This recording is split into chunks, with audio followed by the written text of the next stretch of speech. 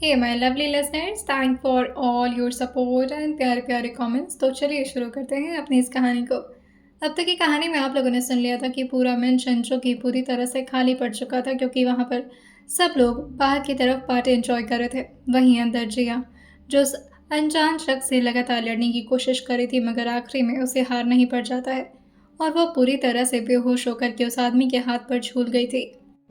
उसके कानों में इस वक्त एक ब्लूटूथ लगा हुआ था। वो तुरंत ही ब्लूटूथ से कनेक्ट करके जयशंकर तिवारी को बताता है, काम हो गया सर। पार्टी में मौजूद जयशंकर तिवारी, जो कि कॉफी को एंजॉय करते हुए कहते हैं, बेचारी अपना रिसेप्शन भी ठीक तरीके से मना नहीं पाई, और यहाँ उनके आशिक जो आराम से बैठ करके अपने असिस्टेंट से बात कर रहे हैं। पता भी नहीं है कि उनकी बीवी के साथ अंदर क्या हो रहा है। और फिर वो कहते हैं, इससे पहले कि किसी को खबर लगे तुरंत लेकर निकले उसे बैक डोर के साइड से। पीछे की तरफ से एक और दरवाज़ा था जो कि मेंशन के अंदर जाता था। वैसे तो उस साइड में भी बॉडीगार्ड्स लगे होते थे, लेकिन इस वक्त वहाँ पर पूरी तरह से सन्नाटा था, जिसका फ़ायदा उठाते हुए वो आदमी जिया को अपनी गोद में लेता है और जल्दी से उसी तरफ से भाग जाता है। वो दरवाज़ा भी लूसीफर के रूम के गार्डन से होते हुए जाता था। पहले वो आदमी लूसीफर के रूम में घुसता है और उसके बाद उसके गार्डन में। थोड़ी देर में अब वो जिया को लेकर के गाड़ी में बैठ चुका था और गाड़ी स्टार्ट करते हुए वो मेंशन से दूर निकल जाता है। जैसे ही अभी उसकी गाड़ी स्टार्ट हो करके आगे की तरफ बढ़ना शुरू की थी, तुरंत ही अचानक रेयांश खड़े होते हैं और कुणाल से कहते हैं, गाड़ी निकालो। अभी तक रेयांश काफ़ी नॉर्मली बात कर रहे थे, जैसे वो बिल्कुल ही शांत हो और उनके दिमाग में इस वक्त कुछ ना चल रहा हो। लेकिन जैसे ही कुणाल उनको यूँ खड़ा होकर के अचानक से ऑर्डर देता हुआ सुनता है, वो भी थोड़ा हैरान होकर खड़ा होते हुए पूछता है, सर क्या हुआ, सब ठीक तो है ना? रेयांश कहते हैं, काफ़ी टाइम से कोई मौत के लिए भूखा है, आज उसकी भूख पूरी करनी है, चलो। उन्होंने इशारे में ही अपने बॉडीगार्ड्स जो कि आसपास सिक्योरिटी दे रहे थे, उन्हें जयशंकर तिवारी के सामने खड़ा कर दिया था और पूरी तरह से वो सारे बॉडीगार्ड्स उनको घेर चुके थे। इस वजह से नहीं क्योंकि वो लोग जयशंकर तिवारी को कोई हार्म पहुंचाने वाले थे, बल्कि इस वजह से ताकि उनकी नज़र रेयांश पर ना पहुंचे कि वो कहाँ जा रहे हैं। लेकिन तभी दर्शन की नज़र रेयांश पर पहुंच जाती है, जो कि इस वक्त बाहर की तरफ जा रहे थे, और वो प्रार्थना जी और अपनी मॉम को देखते हुए कहते हैं, ये आदमी सुधर नहीं सकता, एक जगह चैन से बैठ जाए, रेयांश अग्निहोत्री, ऐसा हो ही नहीं सकता। वहीं गौरव जो कहता है, अरे भाई ने खुद ही आज बोला नहीं, भाई समंदर की लहर है और भाभी उनकी किनारा। क्या शायर मारा है लेकिन आज भाई ने, मुझे तो पता नहीं था कि ऐसे गजब शायरी करते हैं। कुणाल को अभी भी नहीं पता था कि वो लोग जा कर आ रहे हैं। पीछे से पहले से ही उनकी गाड़ी तैयार खड़ी थी, जिसे देखकर कुणाल एक बार और हैरान होता है। लेकिन वो अपने बॉस को जानता था कि जब उन्हें कुछ करना होता था तो वो कुणाल को हर चीज़ इन्फॉर्म करना ज़रूरी नहीं समझते थे। उनकी प्री प्लानिंग हमेशा से तैयार रहती थी। कुणाल बस गाड़ी में बैठता है और रेयांश ड्राइविंग सीट पर। वैसे तो कुणाल ही हमेशा उनकी गाड़ी ड्राइव करता था, लेकिन इस वक्त नहीं। इस वक्त रेयांश अपने हाथों में स्टीयरिंग काफ़ी ज़ोर से पकड़ते हैं और काफ़ी तेज़ी में गाड़ी शुरू कर देते हैं। उनकी गाड़ी की स्पीड 120 से नीचे जा ही नहीं रही थी, जिससे बेचारे कुणाल की हालत ख़राब हो रही थी और वह ज़ोर से अपनी सीट को पकड़ते हुए रेयांश की तरफ देख कर कहता है, सर पर हम जा कहाँ रहे हैं सर? रेयांश कहते हैं, जहाँ चल रहे हैं चलते रहो, शांति से रास्ता नापो तुम। रेयांश के फ़ोन पर बार बार किसी का कॉल आने लगा था। रेयांश कुणाल से कहते हैं, फ़ोन उठाओ और स्पीकर पर करो। कुणाल उनका कमांड फॉलो करते हुए तुरंत ही फ़ोन उठाते हुए रेयांश के कान के पास लगा देता है। वही रेयांश जो दूसरी तरफ की आवाज़ बिना सुने ही कहते हैं, तुम सब तैयार रहना, वो वहीं जाएगा। दूसरी तरफ से कई लोग की आवाज़ एक साथ आती है, यस बॉस, हम पहले से उसका वेट कर रहे हैं। उसमें से एक जो कि उन सब का लीडर लग रहा था, वो रेयांश से कहता है, सर आते ही उसको मार दे। लेकिन तभी रेयांश से कहते हैं, तुम सब के सब खुद को छुपा लो, जैसे भी हो सके, कोई भी उसकी नज़र में सामने नहीं आना चाहिए। बस हाँ, ध्यान रखना कि उसे कुछ ना हो। और ध्यान से, इस वक्त उसके कंट्रोल में मेरी जान है, अगर उससे कुछ भी हुआ तो तुम सब के सब बहुत बुरी मौत मरोगे। दूसरी तरफ से आवाज़ पूरी तरह से गायब हो चुकी थी। रेयांश कहते हैं, इज इट क्लियर? दूसरी तरफ से रियांश की बात सुन करके बस का जवाब आता है और कुणाल जो रियांश की तरफ देखकर पूछता है, आपकी जान। सर, मुझे कुछ समझ नहीं आ रहा, प्लीज़ आप मुझे भी बताइए सर, मुझे घबराहट हो रही है। वही रियांश जो गाड़ी को तो काफ़ी स्पीड में ड्राइव कर रहे थे, लेकिन वो काफ़ी नॉर्मली कहते हैं, जी इस वक्त डेंजर जोन में है। उन्होंने ये बात इतना नॉर्मली बोला था कि कुणाल को फिर से शक होने लगता है कि शायद उसने कुछ गलत सुन लिया है, और वो कंफर्मेशन लेते हुए काफ़ी हिम्मत करते हुए कहता है, सर यू मीन जिया। रियांश कहते हैं, मैंने अपनी जान का जिक्र किया तो ऑब्वियसली वो जिया ही होगी ना। अब जा करके रियांश की हरकत और उनकी बातें कुणाल के पल्ले पड़ी थी, और वो एकदम से सतर्क होते हुए काफ़ी जल्दी में रियांश से पूछता है, सर मतलब जिया खतरे में, और हम लोग उसका फॉलो कर रहे हैं। आई मीन उसका एड्रेस कहाँ है? उसका एड्रेस तो हमें पता भी नहीं है, हम उसे फॉलो कैसे कर सकते हैं? सामने तो कोई गाड़ी भी नज़र नहीं आ रही है। और सर उसे ले जाने की हिम्मत कैसे कोई कर सकता है? वो तो मेंशन में थी ना। भला हमारे मेंशन में अंदर जाने की हिम्मत कैसे कोई कर सकता है सर? मैं उसे छोड़ूंगा नहीं। कौन है सर वो? वही रियाश एक बार अपनी नज़र को कुणाल के चेहरे पर ठहराते हैं और फिर सामने की तरफ देखते हुए कहते हैं, पानी पियो तुम। कुणाल को लगा था शायद रियांश उस पर गुस्सा करेंगे या फिर किसी बात को लेकर नाराज़ होंगे या फिर थोड़ा स्ट्रेस वे में बात करेंगे, लेकिन रियांश का इतना नॉर्मल लहजा देख करके कुणाल को समझ नहीं आता, और वह फिर से धीरे से पूछता है, सर आपको पता है जी ऐसा कहाँ पर है? मुझे उसके लिए बहुत घबराहट हो रही है सर। रियांश उससे कहते हैं, बीवी वो मेरी है, तुम्हें इतनी घबराहट क्यों हो रही है? कुणाल जो कहता है, सर मैंने बहन माना है उसको, अगर उसको कुछ हो गया तो। रियांश जो कहते हैं, उसको कुछ नहीं होगा, और हुआ तो मैं खुद भी मारूंगा और सबको मार दूंगा। कुणाल अब पूरी तरह से शांत हो चुका था। थोड़ी देर बाद फिर से वो सामने की स्क्रीन की तरफ देखता है और फिर उसे रेड रेड कुछ ब्लिंक होता हुआ नजर आता है। वो अपनी भवें से गौर कर अभी उस तरफ देख ही रहा था कि तभी रियांश उसको क्लियर करते हुए कहते हैं, सही सोच रहा, वही लोकेशन है, we are gonna reach there in next 10 minutes. दूसरी तरफ वो आदमी अब जिया को चेयर पर ले आकर के बिठा चुका था। अभी भी जिया बेहोश पड़ी थी। उसे ज़रा भी होश नहीं था कि वो इस वक्त कहाँ पर है, लेकिन धीरे धीरे उसका चेहरा इधर उधर हो रहा था, मतलब वो पूरी तरह से अनकॉन्शियस नहीं थी। वो आदमी जो कि एक बाल्टी पानी जो कि उसके मुंह पर पूरी तरह से उड़ेलते हुए कहता है, सोने के लिए तुझे यहाँ पर नहीं लेकर आया हूँ, मारने के लिए लेकर आया हूँ, और तुझे तेरी मौत आंखों के सामने दिखानी है मुझे। ऐसे सोते सोते थोड़ी ना मारूंगा, वो डर देखना है तुम्हारी आंखों में मुझे। उठो। और ये बोल करके वो बार बार जिया के गालों पर थपथपाने लगा था।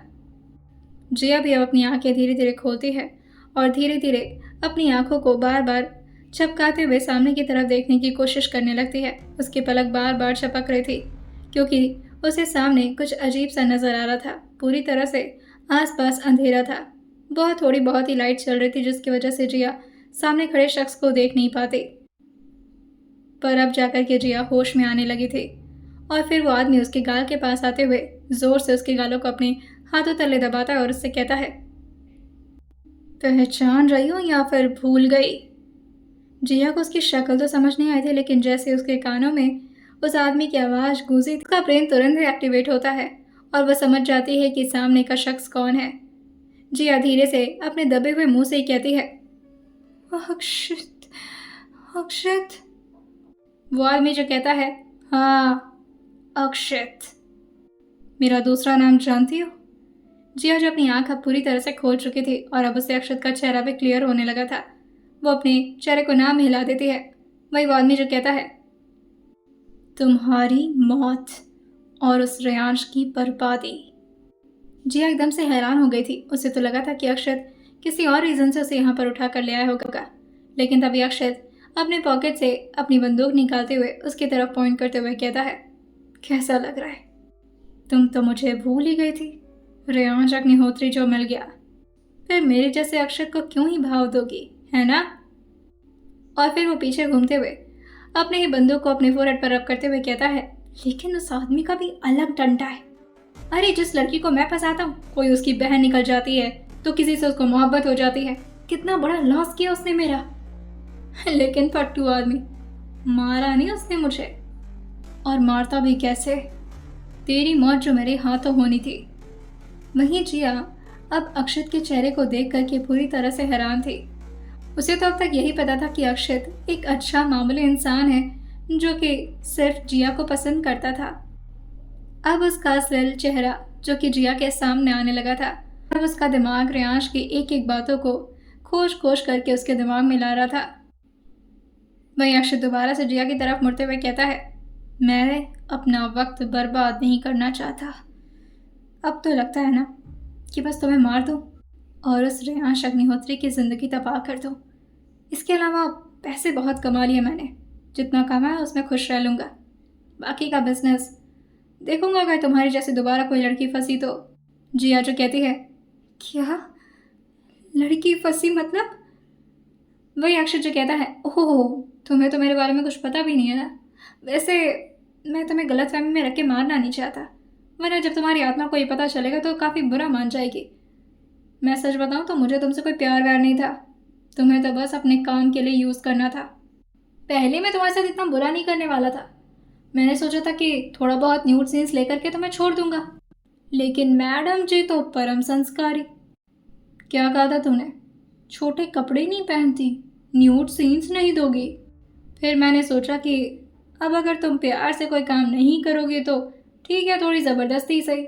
और उस ज़बरदस्ती से पहले मैं सिर्फ तुम्हारे दिमाग के साथ खेल रहा था, लेकिन तुम आखिरी में बच गई उस रेयांश अग्निहोत्री की वजह से। तुम्हें उस डैनियल के पास दे करके मैं करोड़ों का प्रॉफिट कमाता, लेकिन खैर छोड़ो। लेकिन अब नहीं, अब मैं तुम्हें नहीं छोड़ूंगा। तुम्हारी वजह से न जाने कितने महीने मुझे एक कुर्सी पर बिताने पड़े। और फिर से वो उसके सर पर गन पॉइंट करते हुए कहता है, मार दूंगा आज तुम्हें। वहीं जिया को अब पूरी बात क्लियर हो चुकी थी और जिया अपने हाथों की तरफ देखती है जो कि पूरी तरह से बंधा हुआ था और वो इस वक्त कुछ भी नहीं कर सकती थी बिना अक्षत के परमिशन के। वो अक्षत की आंखों में देखते हुए धीरे से कहती है, वैसे मुझे विश्वास तो नहीं हो रहा तुम जो भी बोल रहे हो, लेकिन एक बात तो है। अक्षत जो पूछता है, क्या? जिया जो कहती है, तुम्हारे अंदर मर्दानी नहीं है। एक लड़की हूँ फिर भी मुझे बांध कर मार रहे हो। मारना ही है तो हाथ खोल करके मारो ना। तुम्हें भी तो महसूस होना चाहिए कि तुमने एक मर्द वाला काम किया है। वही अक्षत जो कहता है, तुम्हारी ये डिमांड भी पूरी कर देता हूँ। मुझे अच्छे से पता है तुम क्या करना चाहती हो, मेरे सामने हाथ जोड़कर गिड़गिड़ाना चाहती हो ना। ठीक है, ये भी पूरी कर लो ख्वाहिश, क्योंकि शायद यही तुम्हारी आखिरी ख्वाहिश होने वाली है। और ये बोल करके वो उसके दोनों हाथ को खोल देता है। अब जिया को जैसे ही थोड़ा सा राहत मिला था, वो पहले अपने हाथ को देखती है और फिर सामने की तरफ हाथ जोड़ते हुए कहती है, प्लीज़ मुझे माफ़ कर दो। तुम्हें लगता है कि मैंने कुछ किया है तो मेरी इसमें कोई गलती नहीं है। मुझे सच में नहीं पता था कि तुम इतने खतरनाक हो। और ये बोलते बोलते उसने अपनी आंखों से अक्षत की आंखों में इतना ध्यान से देखा था कि थोड़ी देर के लिए अक्षत भूल चुका था कि आसपास सराउंडिंग में उसके क्या हो रहा है। और जैसे अक्षत होश में आया था, वो देखता है कि उसके हाथ में बंदूक नहीं थी। वो बंदूक इस वक्त जिया के राइट हैंड में थी। और उस बंदूक को देखते हुए अक्षत से कहती है, मारने से पहले गन लोड भी करते हैं, शायद तुम्हें बात पता नहीं है। और ये बोलकर वो खुद ही अपने हाथ से गन को लोड करते हुए कहती है, अब हाथ तुम जोड़ रहे हो या फिर मैं डायरेक्टली मार दूं? अक्षत ने कभी भी जिया का ये रूप नहीं देखा था। उसने तो हमेशा जिया को डरते हुए देखा था, रोते हुए अबला नारी। लेकिन जिया आज उसको एक नया रूप दिखा रही थी। अक्षत को लगता है कि शायद जिया झूठ में ही नाटक कर रही है, उसे किसी को मारना तो नहीं आएगा। और वो हंसते हुए कहता है, तू तू मुझे मारेगी? जिया जो अपने गन को उसकी तरफ एक बार बढ़ाती है और फिर उसके सर पर पॉइंट करते हुए कहती है, वैसे मार तो मैं सकती हूँ, लेकिन ऐसे नहीं मारूंगी। अच्छा, वैसे थोड़ी बहुत कन्फर्मेशन तो मुझसे भी ले लो, क्योंकि मुझे पता है कि तुम अब मरने वाले हो। जिस जिया से तुम अभी तक मिले थे, वो जिया बहुत कमज़ोर थी, डरपोक थी। ये सब तुम्हारी गलतफहमी है। उस वक्त मैं कमज़ोर इस वजह से थी क्योंकि मेरे पास किसी का सपोर्ट नहीं था। और गलती मेरी सिर्फ इतनी थी कि मैं डेस्परेट होकर के तुम्हारे साथ रिलेशनशिप में आने के बारे में सोच रही थी। भरोसा हो गया था तुम पर, क्योंकि कभी मुझसे किसी ने इतने प्यार से बात ही नहीं किया था। मुझे लगा था कि शायद वाकई में मुझे कोई मेरा हमसफ़र मिल गया है। But it's okay, no worries. थोड़ी बहुत प्रॉब्लम्स आनी चाहिए ज़िंदगी में, तभी लेसन समझ में आता है। और ये बोल करके वो बंदूक को साइड में फेंक दी थी। वही अक्षय तो उसको देखकर अपनी भौवें से कोड़ कर कहता है, पागल हो गई हो क्या? अगर मारना था तो मार ही दी होती। ये बंदूक फेंक करके क्या करना चाहती हो? वहीं जिया जो अपने हाथ को आगे बढ़ाते हुए अक्षत के हाथ को जोर से पकड़ते हुए कहती है, मेरे पास अब रेयांश अग्निहोत्री है। मेरा सपोर्ट सिस्टम बहुत तगड़ा है। अगर मुझे कुछ हो भी गया ना, तब भी मैं हारूंगी नहीं, क्योंकि तुम्हारी तो बोटी बोटी वो खुद ही अलग कर देंगे। बाकी तुम थोड़ा बहुत मेरे भी ताइक्वांडो का हुनर देख लो। अक्षित अभी भी प्रोसेसिंग मोड में था, लेकिन तब तक जिया अपना काम दिखाते हुए पहले उसके नाक पर जोर से पंच मारती है और उसके हाथ को अपने दोनों हाथों के बीच फंसाकर ऐसे मोड़ती है कि वो अपने घुटने टेक देता है। वही जिया जो आगे कहती है, मेरे घर वाले मुझे बहुत रेस्ट्रिक्शंस में रखते थे, मगर मेरे चाचू ने मुझे ताइक्वांडो काफ़ी बेहतरीन तरीके से सिखाया था। मुझे लगा था शायद कभी काम नहीं आएगा, लेकिन अक्षत भी कोई इतना कमज़ोर नहीं था और वो अपने हाथों से ही जिया के पैर पर जोर से मारता है और अनफॉर्चुनेटली जिया के उसी जगह पर चोट लगी थी जहां पर पहले से ही उसके काफ़ी बड़ा घाव का निशान था और अक्षत ने भी जानबूझ करके वहीं पर मारा था। जिया थोड़ी देर के लिए करा जाती है और अपने हाथ को भी उसके हाथ से अलग कर देती है। वहीं अक्षत जो खड़ा होते हुए जिया के बालों को पीछे से पकड़ते हुए कहता है, रेयांश अग्निहोत्री तो पार्टी में मज़े कर रहे हैं और तुझे लगता है कि वो तुझे बचाने आएंगे? वही जिया अपनी आंखों को बड़ी करके उसकी आंखों में अपनी आंखें डालकर ध्यान से देखते हुए कहती है, आज मैं अगर मर भी गई ना, तो मुझे किसी बात का अफसोस नहीं होगा। जो मुझे अपनी ज़िंदगी में चाहिए था वो मुझे मिल गया है। मैं एक पॉपुलर एक्ट्रेस बनना चाहती थी और वो मैं बन चुकी हूँ। ज़िंदगी में एक ऐसे शख्स से शादी करना चाहती थी जो मुझे प्यार करे और मेरे घर वालों से मुझे बचाए, इस दुनिया से मुझे बचा कर रखे, और वो भी मुझे मिल चुका है। और फिर वो अचानक से ही उसके उसी हाथ पर बहुत तेज़ मारती है जिस हाथ से इस वक्त अक्षत ने जिया के बाल को पकड़ रखा था। काफ़ी तेज़ चोट लगने की वजह से वो अपने हाथ को पकड़ते हुए कहता है, आह तेरी तो मैं। लेकिन अभी वो जिया की तरफ आगे बढ़ता जिया जोर से अपने लहंगे को ऊपर की तरफ जैसे तैसे करके उठाती है और जोर से अपने पैरों से उसको ऐसा किक मारते हैं जो कि डायरेक्टली उसके छाती पर जाकर लगा था और वो पीछे धड़ाम से गिरता है। जैसे ही उसका गिरना हुआ था, अचानक ही दरवाजे का खुलना भी हुआ था, लेकिन जिया इस वक्त उस पर ध्यान नहीं दे पाती। लेकिन जिया की नज़र इस वक्त दरवाजे पर नहीं गई थी, वो इस वक्त अक्षत को ही देख रही थी। इस वक्त जिया की पीठ दरवाजे के साइड में थी। अभी दरवाजे से कुछ लोग अंदर जाते, लेकिन तभी रेयांश सारे बॉडीगार्ड्स को एकदम से शांत रहने के लिए कह देते हैं और को भी अपने हाथ से रोकते हुए कहते हैं, अभी नहीं। उन्होंने बस इतना बोला ही था कि सब लोग एकदम से चुप हो गए थे। वहीं जिया जो आगे कहती है, मैं डरपोक अबला नारी नहीं थी। हर रोती हुई लड़की डरपोक नहीं होती है, उसकी जिंदगी में कुछ मजबूरियां भी होती हैं। तुम्हारी उन सारी हरकत को मैं इसीलिए इग्नोर करती थी क्योंकि उस वक्त मेरे पास कुछ नहीं था और ना मुझे कोई संभालने के लिए था। मैं तुमसे पंगा नहीं लेना चाहती थी क्योंकि मैं उस वक्त अकेले पड़ चुकी थी, पर अब मैं अकेली नहीं हूँ। वही अक्षय जो पीछे जाते हुए कहता है, तुम्हें क्या लगता है रेयांश तुमसे बहुत प्यार करता है? नहीं, वो तुम्हें बचाने के लिए नहीं आएगा। लेकिन तभी जिया जोर से उसके सीने पर दोबारा से अपने पैर को रखते हुए कहती है, मैटर ये नहीं करता कि वो मुझसे प्यार करते हैं या नहीं, मैटर ये करता है कि जब जब मुझे ज़रूरत थी उन्होंने अपनी जान पर खेलकर मुझे बचाया है। मेरे घर पर आकर मेरे घर वालों के सामने दावा करके कि मैं उनकी बीवी हूँ अपने साथ लेकर गए थे जब मेरे अपने घर वाले मुझे मारने जा रहे थे। और एक और बात, शायद मरते मरते मैं ये बात उनको बता नहीं पाऊंगी, लेकिन तुम उनको ये बात ज़रूर बताना। मेरे दिल में उनके लिए सिर्फ इज्जत थी, पर अब। जिया अभी थोड़ी देर के लिए शांत पड़ी थी। पीछे खड़े रेयांश ने तुरंत ही अपनी आंखों को बंद कर लिया था क्योंकि वो जिया के आगे की बात को सुनने के लिए अभी उस हद तक माइंडसेट के साथ तैयार तो नहीं थे, जिसकी वजह से अचानक ही उनके दिल का पंप बहुत ही फास्ट होने लगता है। वहीं जिया जो आगे कहती है, मैं उनसे बहुत प्यार करती हूँ, मैं उनसे लड़ती ज़रूर हूँ, पर वो मेरे लिए बहुत मैटर करते हैं। उनकी खुशी, उनके लिए मैं कुछ करना चाहती थी, पर शायद मैं उन्हें कभी खुश कर ही नहीं पाई। जो भी किया उन्होंने मेरे लिए किया, लेकिन उन्हें खुशी होगा, फ़क्र महसूस करेंगे वो कि उनकी बीवी मरते मरते रोई नहीं, वो लड़कर अपनी जान दी। मेरे से जितना बनेगा ना, मैं तुम्हें आज नहीं छोड़ूंगी। अगर मुझे पहले से पता होता कि वो इतने अच्छे इंसान है तो मैं तुम्हारे प्यार में कभी पड़ती ही नहीं। और ये बोल करके वो तुरंत ही साइड में रखे गन को अपने हाथ में लेती है और इस वक्त अक्षत के ऊपर वो पॉइंट कर चुकी थी। उसने जैसे ही अपनी पहली उंगली से ट्रिगर को दबाया था, झट से कोई आ करके उसके हाथ को दूसरी तरफ कर देता है। अक्षत के तो प्राण वैसे ही सूख गए थे। वो बेचारा लेटे लेटे अपनी आंखें बंद करके अपने दोनों हाथों को अपने चेहरे पर ढक लिया था। वहीं अचानक से हाथ का साइड में जाना जिया को लगता है कि जरूर ही अक्षत का ही कोई आदमी होगा, जिसकी वजह से जिया तुरंत ही उस गन को उस आदमी के सीने की तरफ पॉइंट कर देती है। लेकिन जैसे ही जिया की नजर उस आदमी के चेहरे पर पड़ी थी, उसकी आंखों से मूसलाधार बारिश शुरू हो जाती है।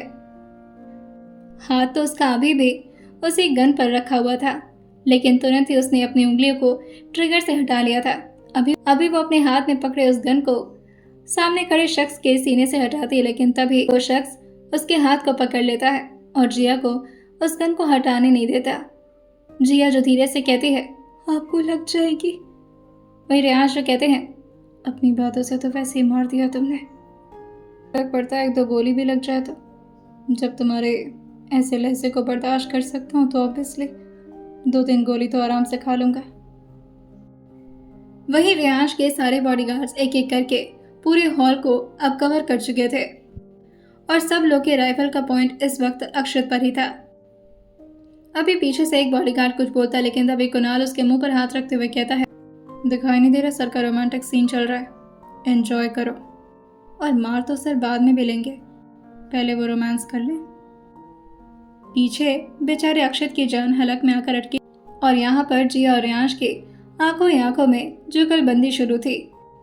पीछे से अक्षय जो धीरे से खड़े होते हुए वहां से सरकने की कोशिश करता है, लेकिन तभी रियांश और जिया की तरफ देखकर कहते हैं, तुम जाकर अंदर बैठो, गाड़ी में सेफ रहोगे। वही जिया जो तुरंत ही गन को अब अपने हाथ में पकड़कर दोबारा से अक्षत की तरफ पॉइंट करते हुए कहती है, मैं इस आदमी को नहीं छोड़ूंगी, इसने जो मेरे साथ। लेकिन तभी रियांश उसके हाथ से बंदूक लेते हुए कहते हैं, अच्छा लगा मुझे कि तुम काफ़ी खतरनाक बन रही हो, पर इसका मतलब ये नहीं कि तुम्हें मेरे होते हुए ये सब करने की ज़रूरत है। और वैसे भी मैंने तो ऑलरेडी इतने सारे पाप कर रखे हैं, एक दोस्त में और इन्वॉल्व हो जाएंगे तो ज़्यादा मैटर नहीं करता। हमारे हाथों से किसी का खून होते हुए नहीं देख सकता मैं। जिया जो कहती है, पर मैं ये करना चाहती हूँ।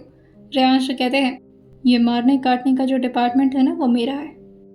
तुम्हें स्ट्रांग बनाना चाहता हूँ मैं, किलर नहीं।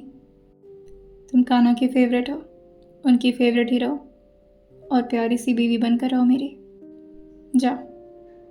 जिया जो रियांश की तरफ एक बार और देखती है और फिर अपनी नज़र को नीचे करते हुए अपने लहंगे को संभाल कर वहाँ से जाने लगती है, लेकिन फिर वह मुड़ करके एक बार बस अक्षत को घूरी थी। कुणाल जो जिया को संभालते हुए कहता है, आओ। अभी जिया हॉल से बाहर निकलती तभी वो चिल्ला कर मुड़ते हुए कहती है, इसे छोड़िएगा मत आप। आपको पता है इसने बहुत गलत काम किया है, न जाने कितनी लड़कियों को परेशान करने की कोशिश की है इसने। मेरी तरह से न जाने और कितनी लड़कियों को ट्रैप में फंसाएगा आगे जाकर के। छोड़िएगा मत इसे। वही रियाज जिया की बात सुनकर के अपने गर्दन को टिल्ट करते हुए हल्का सा स्माइल करते हैं, जो कि बहुत ही पीसफुल स्माइल थी, और फिर अपनी आंखों को हल्का सा झपकाते हुए उसकी बात को समझते हुए कहते हैं, आपका डिमांड सर आंखों पर मैडम, अब आप जाइए आराम से बैठिए, हम आते हैं।